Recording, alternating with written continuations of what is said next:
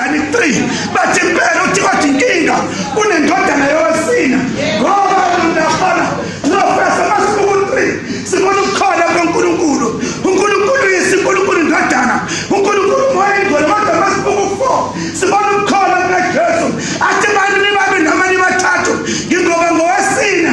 Masibuku 5 sibuka umusa kaNkulunkulu. Uma kuzala uMoses is a faithful prophet, uma kuzala uDavid is a faithful prophet, kanti umthulela is Jesus. Masibuku 6 hiphela kasathana akabonga namanje lehlizo yakangeza ingane yathi mesithela ingane yavele yakhe nangabi inkinga uma iqeda ukuthi ithi mangisuthanda waphindwa wakhipha phansi ebhodweni still ingane angakulahla phansi and wamemeza umama kwenzenjani namhlanje ukudla wangakulahla ithi ingane inkinga ngizwisi yathi ihlupha ngesikhathana athi ubhake